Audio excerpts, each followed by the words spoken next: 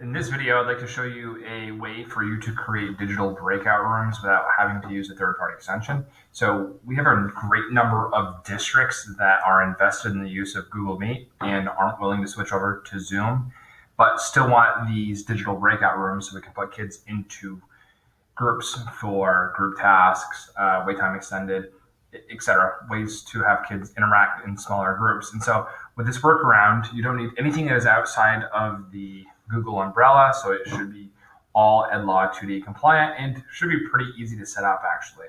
So what you'll find down in the comments of this video or in the email that this video came in are two links for templates of what you're going to see on the screen here. So what this is a very simplified version of a user interface to create the breakout rooms that we're going to use to get kids moved out into rooms for. What you see is your main room. These will all end up becoming clickable items for the kids. And so when they click on them, they'll take them to the different rooms. Hopefully they should already be in the main room, but it's a good way to just get back. Now, each of these tables here stands for a different room. And so the teacher would go through and put the links by clicking the link button right there, inserting them into each one of these so they act as buttons. That way the kids can end up going to the breakout rooms as you assign them. The other template that is here is including student names. If you want to be able to do that, it's a lot more work to put student names in there if you want to assign them. But hey, we're providing you with a resource if you would like to do that. So let's show how one of these works. So you'd have to go through, let's say Mr.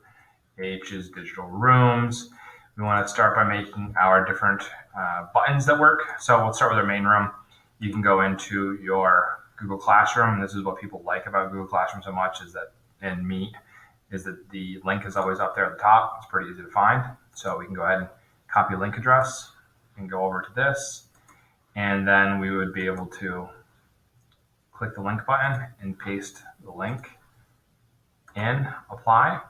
So now anytime that you publish this to the web or anytime that you put it in present mode, it's very, very easily clickable. But if you send it to kids as a slide deck like this, then you can always just click on the link right there and teach them how to do that. So next up is our different rooms. So we'll have to go to meet.google.com to start creating these rooms. And we'll call this Breakout 1. I click continue.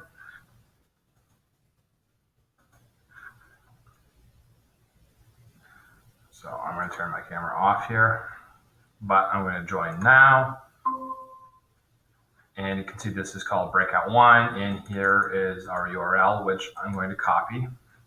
But before we go back and paste that in, I'm going to go down here to the security controls, and we see quick access. We want to turn that off.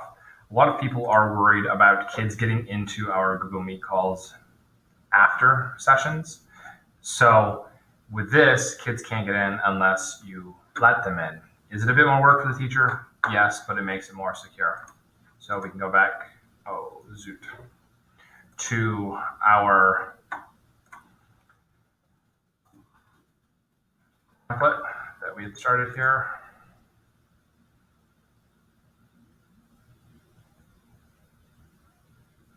Out groups.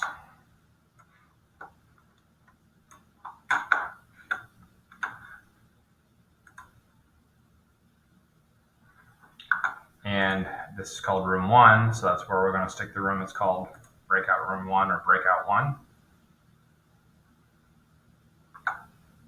So I select the icon that's there. I select the link button, and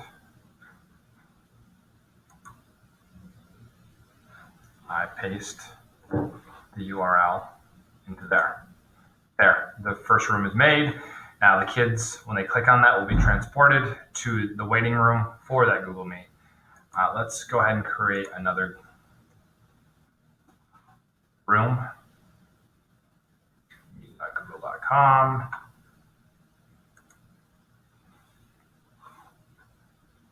Call this Breakout 2.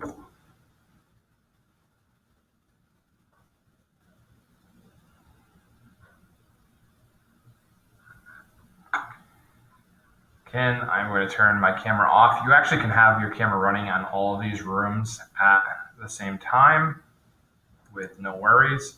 Although, as you can see, well, what's going on right now is it tends to slow my computer down.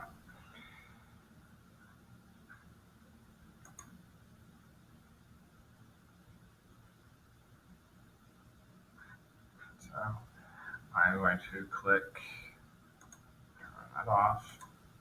Click join now. As soon as you create this room, you want to copy the URL.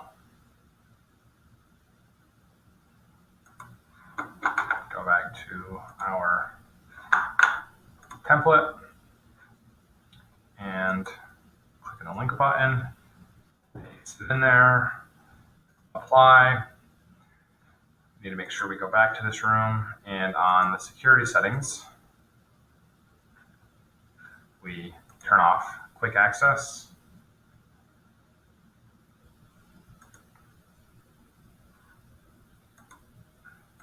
There we go.